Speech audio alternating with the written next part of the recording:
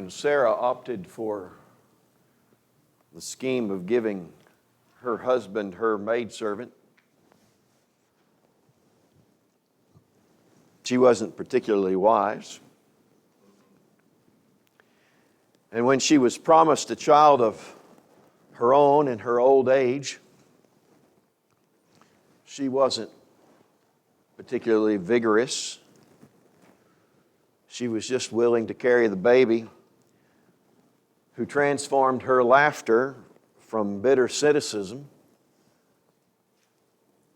into joy. And when the Hebrew midwives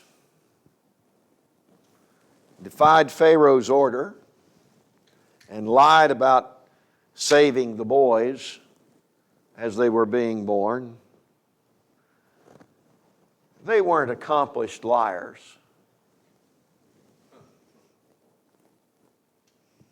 They were just available to God's cause. Are you with me here this morning?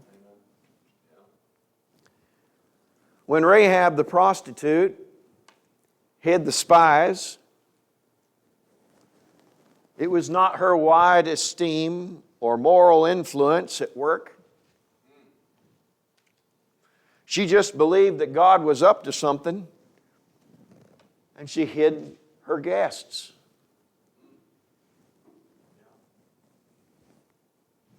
Deborah most certainly was not the most qualified judge in Israel in her day. But she, unlike her peers, was willing.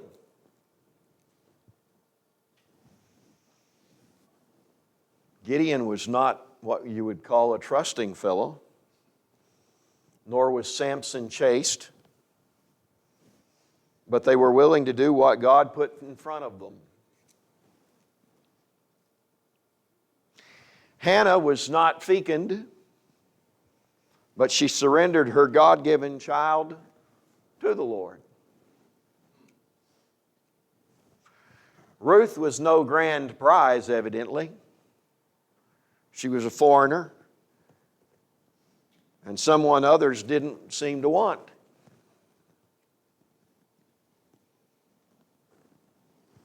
But she married Boaz and became a forebear of David. And when David slew Goliath as a shepherd boy, he wasn't equipped with great military skill. He couldn't carry the armor. But David was equipped with the willingness to show up.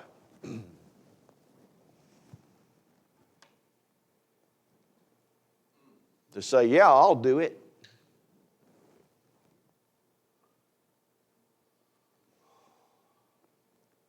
Esther was not the likely queen of Persia. But when everything was on the line, she was willing to tell the king the truth and save her people. And when Mary was chosen to carry the Christ child, she was only a young girl. She just said, I'm the Lord's servant.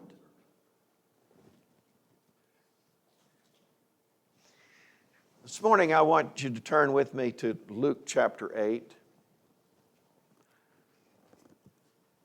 There's a story here in verse 40 that I want to read.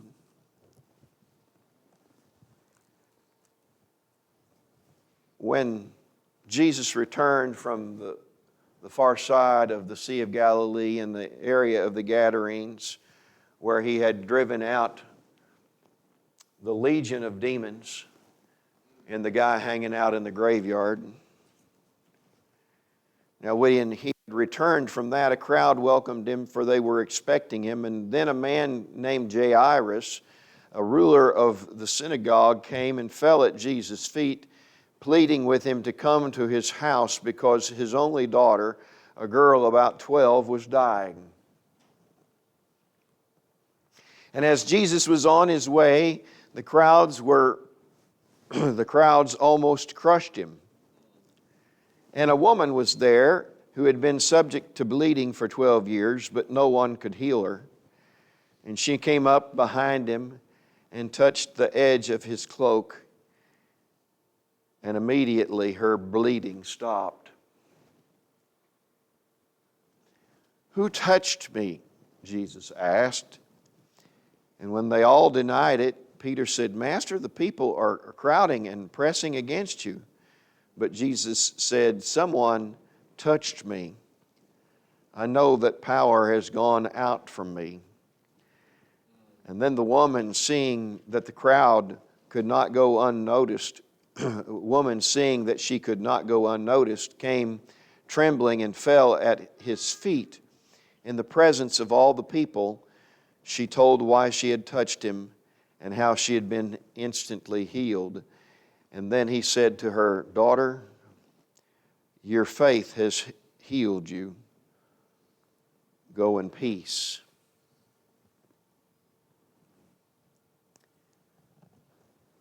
In this story, Jesus was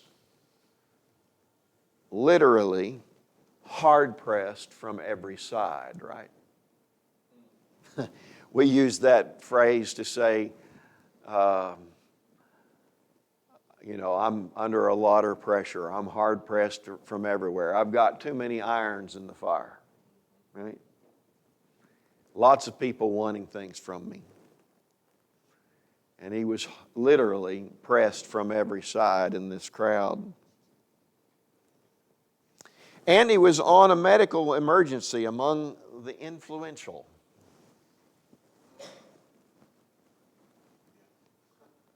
Jairus' daughter is very sick.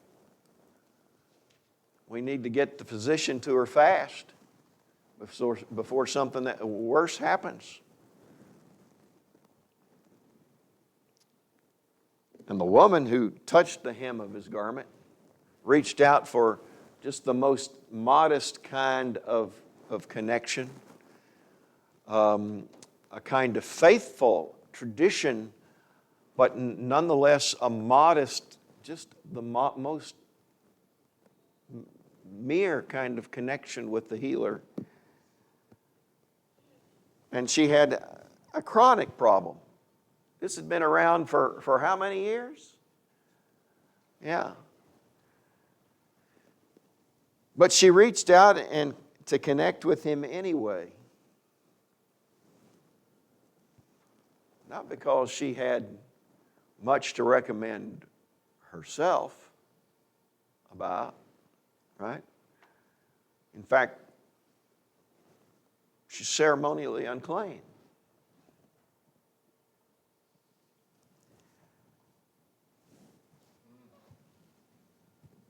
And Jesus takes time, right? He's not too busy. He's not too busy to hear the cry, right? Most of my life, I've taken this sensation that Jesus has of power going out of him. I've taken that to be part of the majesty of being divine, but I'm not so sure anymore. I think the healer does feel power coursing through his healing. Doesn't the prophet sense when he has made a powerful connection and people have been changed, have been brought into insight? Maybe this perceptivity is unique to Jesus in terms of the huge amount of it he seems to have. But I'm scratching my head here this morning, if his feeling of power leaving him were just about his being God, wouldn't he know who it was that touched him? I think the story shows that even Jesus, as a man, doesn't always fully comprehend the divine mystery. when that mysterious working of Father, Son, and Spirit come together, Jesus, just as a human being, is available to be an instrument of it. Jesus is not too busy. He's not too locked into His plan. He's not too focused to notice. No, He stops and then He makes eye contact and His glaze gives. The kingdom, it seems to me this morning, works mysteriously and powerfully. There's this story in Mark chapter 4 and verse 27 and through 29 where the servant of the kingdom experiences the mystery of growth. And the text says whether he sleeps or gets up, the kingdom growth outside happens. Paul acknowledges that we can plant and we can water, right? I mean, the scientists can even genetically engineer, right, seed corn. Right? We used to detass a corn so that the engineers could make sure that they got the right kind of DNA on those tassels.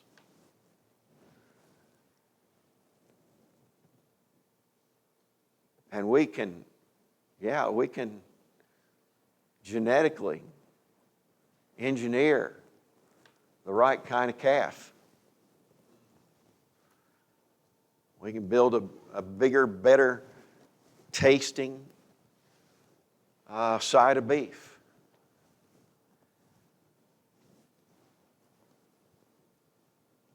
But we're absolutely clueless and utterly incapable of manufacturing our own seed. We can plant, we can water, but it's the mystery of God that makes that thing grow.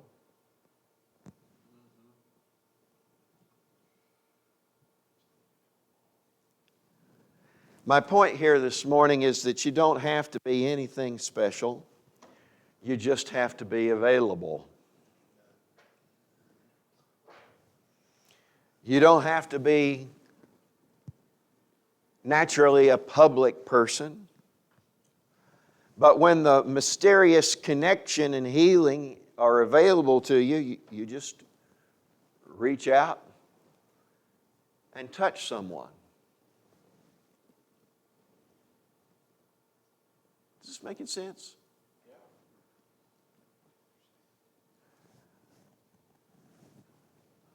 Was it Friday or was it Thursday that boy came over to me in the house, Amy? It was Friday. So this Friday, 16-year-old boy pokes his head in the open back gate and asks me, "What are you doing?" It kind of startled me, you know. I'm back there in my backyard behind my fence, and I think I'm all by myself, and I've got my back to him, and he pokes his head and it says, "What are you doing?" And after I was startled, I looked back up at him and I said, "Well, I'm planting peas." Planting peas. I said, "Have you ever seen that done before?" "No." I said, "Do you want to help me plant peas?" And indeed, he said, "Are you serious?" I mean, I'm instantly Mark Twain on the fence. Yeah, here, come on in here. This is the greatest thing you ever saw.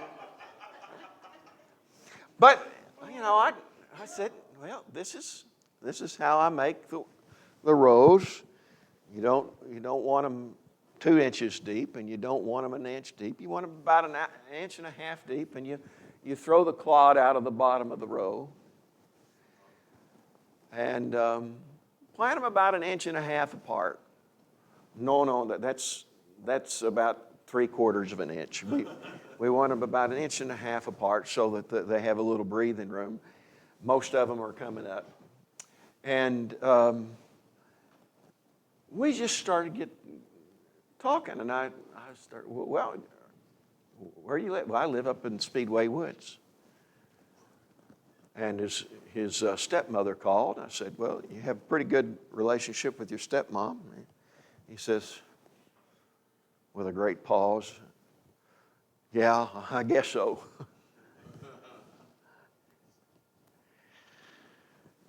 And have you ever been, he asked me, have you ever been to Heritage Lake? I said, yes, I've been to Heritage Lake. There were some former members that took us to Heritage Lake. And I said, well, who takes you there? Well, I go there to my grandparents. Are they from Speedway? And he said, no. And they gave me the name of his grandparents, and I said, oh, yes, I know. I know your step-grandpa and grandmother. Yeah, I know them. And he said, what? Yeah, I said, I know your mother too. And of course, his mother's no longer with us.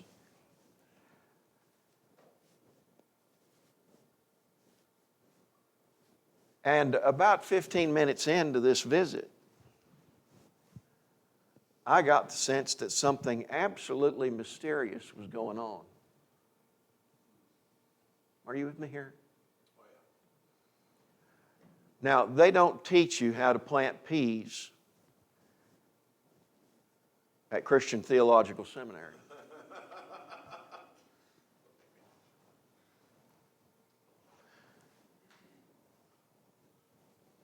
You don't have to be a great theologian,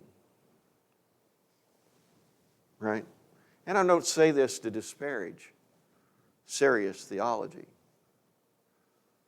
I say this to say, you don't have to be anything in particular. Now, you do have to get out of the house and plant peas, or whatever it is that you do.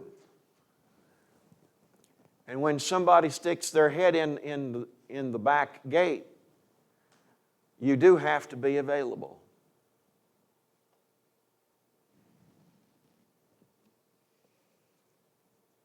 And you have to take them and show them your cherry blossoms and how they get fertilized. And before long, you're talking about the mystery that's at the heart of the world. With a 16, 17-year-old boy whose mother is dead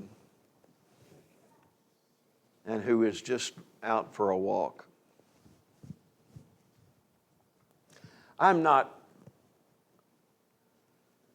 suggesting that I'm always available in the way that I should be. I'm not. But it is the case that God is at work in the world. God is at work. The mysterious power of God is at work in the church. And you don't have to be anything in particular, but you do have to show up. You can't be too busy. Yeah? And so as we contemplate our service in the church today at the business meeting, And as we think about the mystery of heaven and how it continues to show up on the earth, how glory continues to come down and fill our souls, as we contemplate ministry and involvement in the life of the church, don't just think about what you're equipped to do, for surely the work before each of us is far too great for any of us. Do I need to say that one more time? The work is too big for any of us. I'm not equipped. Listen, I'm not equipped to redeem 16-year-old boys. But God is.